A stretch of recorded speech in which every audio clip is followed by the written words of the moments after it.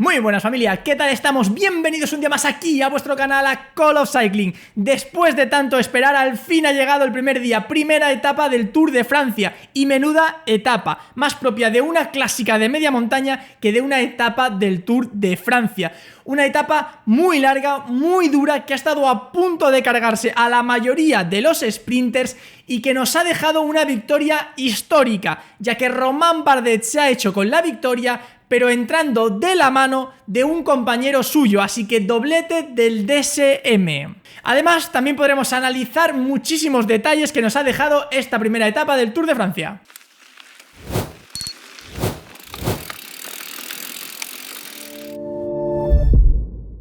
Como siempre, recordaos que si os gusta el vídeo y queréis apoyar el contenido, por favor dadle un fuerte like al vídeo y suscribíos al canal si es que no lo estáis.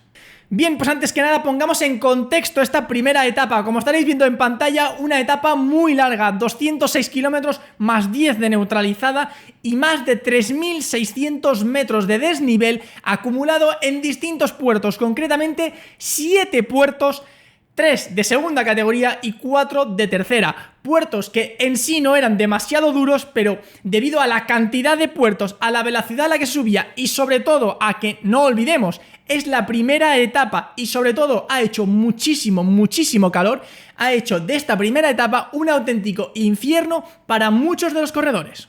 Tal ha sido así que a momento de que estoy grabando este vídeo todavía no han llegado gran parte de los corredores. Había corredores que han entrado a más de 30 minutos de cabeza, es decir, que ahora mismo todavía no han entrado. Y una parte muy importante, especialmente los sprinters. El primero al que hemos visto que la etapa de hoy se le iba a cruzar ha sido Mark Cavendish, que hemos visto como prácticamente a 30 kilómetros de empezar en el primer puerto ya se ha quedado muy atrás, perdiendo mucho y todos sus compañeros se han quedado con él. A partir de ahí también hemos visto como el resto de sprinters, Fabio Jakobsen especialmente, que ya le hemos visto sufrir mucho durante esta temporada, han sufrido de una manera brutal esta etapa. Una etapa que la verdad es que hay que decir que ha sido muy dura.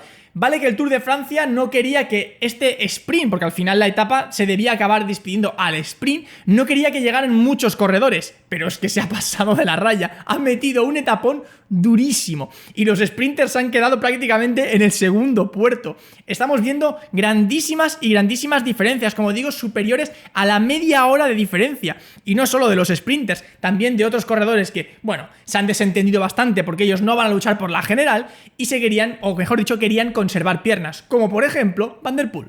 Si nos centramos ya en lo que ha pasado en la propia carrera, se ha formado una fuga desde el principio de unos 8 o 10 corredores aproximadamente, y como digo, desde el principio se ha ido desgranando muchísimo el pelotón, ha ido cayendo mucha gente para atrás. Hoy ha hecho muchísimo calor, más de 30 grados durante toda la etapa, lo cual ha aumentado todavía más la dificultad. A partir de ahí la fuga ha ido perdiendo unidades y el pelotón ha ido acercándose.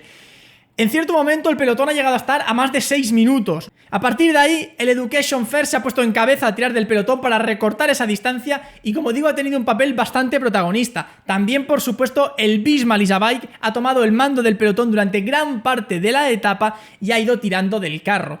Cuando ya han estado a una distancia aproximadamente de unos 2 minutos aproximadamente con la fuga, el pelotón se ha calmado y la ha mantenido durante muchos kilómetros. Y ahí es donde han aparecido los dos protagonistas del día de hoy, Romain Bardet y Frans Van de Broek. El primero, Romain Bardet, el veterano, el líder del DSM, ha saltado a 50 kilómetros de meta aproximadamente desde el pelotón, ha ido cogiendo a la gente hasta llegar a ponerse en cabeza, donde le esperaba su compañero, el joven Frans Van de Broek, que llevaba en fuga desde el principio, que ha demostrado unas piernas brutales, aguantando lo que ninguno ha sido capaz de aguantar, y además, una vez que ha llegado su líder, se ha puesto a tirar con él hasta finalmente conseguir llegar a meta. Una última parte de la etapa que ha sido espectacular, ya que el último puerto se coronaba a 26 kilómetros aproximadamente, luego había 10 kilómetros de descenso y los últimos 16 en llano. Y a partir de ahí ha sido una auténtica persecución. Van de Broek y Bardet dándose relevos y manteniendo la distancia, aunque perdiendo, por supuesto, tiempo poquito a poco con el pelotón. Un pelotón que, como digo, ha estado tirando principalmente de un Visma Lease a Bike, que comentaremos ahora más adelante. Y así hemos llegado a los últimos kilómetros, donde ya en el pelotón han entrado todos los equipos a colaborar, los que querían luchar por ese sprint, Visma Lease a Bike por los intereses de Van Aert, también el Education First por los intereses de Bettiol, el Lidl Trek para los de Pedersen, Pero finalmente y de manera espectacular han sido los dos corredores del DSM los que han conseguido entrar de la mano apenas unos pocos segundos de la jauría de lobos. Si revisamos cómo ha quedado la clasificación de esta etapa y por tanto también la general de este Tour de Francia, vemos que Romain Bardet es el primer líder del Tour de Francia con el mismo tiempo que su compañero Frank Van de Broek. Tercero ha sido Wout van Aert a 5 segundos y ganando el sprint del pelotón, seguido de Tadej Pogačar, que ya asoma la patita. Quinto, Maxime Van Gils. Sexto, Alex Aramburu. Séptimo, Mats Pedersen. Octavo, Remco Evenepoel. Noveno, Pello Bilbao. Y décimo, Alberto Bettiol.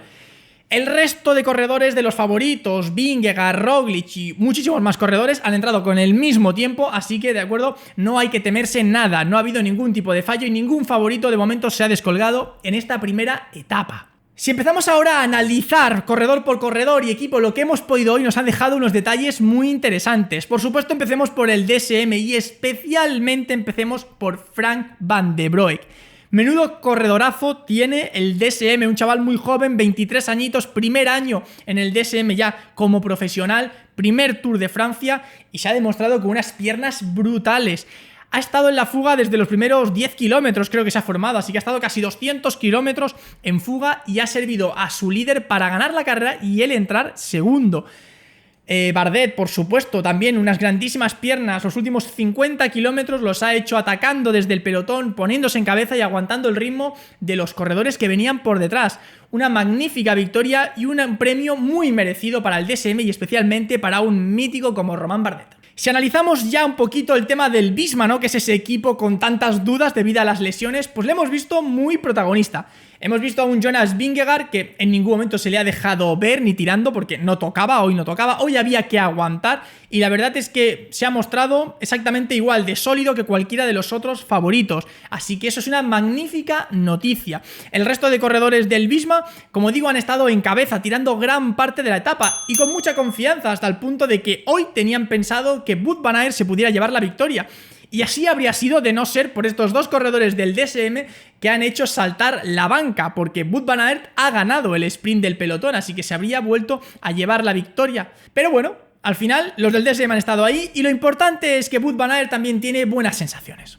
Por parte del resto de favoritos, pues sin más, todos han aguantado con los mejores en un día duro, en un inicio complicado, porque empezar de cero así, primera etapa, todos se han mostrado muy sólidos y quizá el único que ha dejado alguna duda ha sido Juan Ayuso por parte del UAE, que le hemos visto en bastantes momentos en la parte de atrás del pelotón, hasta el punto de que hemos escuchado una radio del equipo diciendo: Juan, ve con tus compañeros, tira para adelante. No sabemos si es que estaba ahí voluntariamente o simplemente es que le han fallado un poquito las piernas.